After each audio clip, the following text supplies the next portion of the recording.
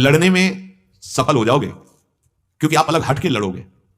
आप लड़ इसलिए नहीं पाते कि आप अपने में काम देखते हैं, आप अपने में क्रोध देखते हैं, अपने में ईर्ष्या देखते हैं। आप में कभी स्वयं में कभी कोई विकार नहीं था, न है न रहेगा। उस समय आप ये बात हृदय में लाइए कि स्वयं में कभी विकार होता ही नहीं। चेतन अमल सहज सुख राशि।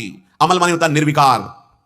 अंतःकरण में विकार आया, आप उसको देखे, धैर्य पूर्वक ना उससे राग करो न द्वेष।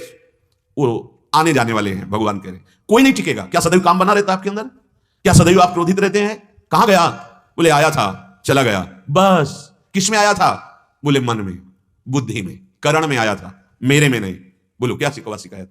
और जब ये तुम्हें ज्ञान हो जाएगा तो ये विकार नष्ट होना प्रारंभ हो जाएंगे, क्योंकि अब इनकी सत्ता नहीं। ना सतो विद्यते, ऐसे निर्विकार हुआ जाता है।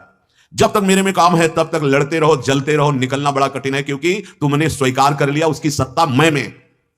बहुत कठिन पड़ जाएगी लड़ाई। महाभारत से भी कठिन लड़ाई है। अंदर की लड़ाई है, बाहर की नहीं है। महाभारत में सब दिव्यास्त्र, सब पार्थिव ही तो थे, प्राकृतिक के चिदानंद थोड़ी थे, क्योंकि चिदानंद कोई अस्त्र ही नहीं होता। जो इस शरीर को भेद सके वो सब पार्थिव होता है। अग्नेयास्त्र, वरुणास्त्र, ये सब दिव्यास्त्र जो है ये आत्मा को छू भी नहीं सकते, क्योंकि चिदानंद है।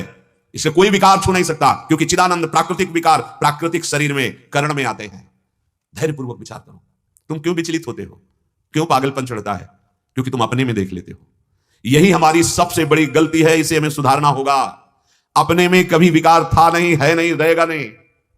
आपने ये स्व को विकार में बैठा दिया। जहां विकार आ रहे हैं वो जगह है करण, अंतःकरण। इसमें स्व आरोपित कर दिया, इसीलिए ना ये दूर हो पा रहे हैं, ना आप इनको परास्त कर पा रहे हैं। और आप ना परास्त होने वाले परास्त हो रहे हैं। आप अजन्मा जन्म को प्राप्त हो रहे हैं, आप सुख राशि दुख को प्राप्त हो रहे हैं, आप अविनाशी मृत्यु को प्राप्त हो रहे हैं। ये बड़ी भारी गलती हो गई।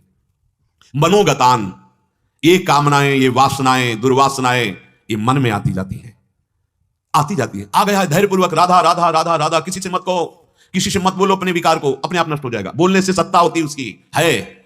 ना बोलने से उसका कोई महत्व नहीं। गया।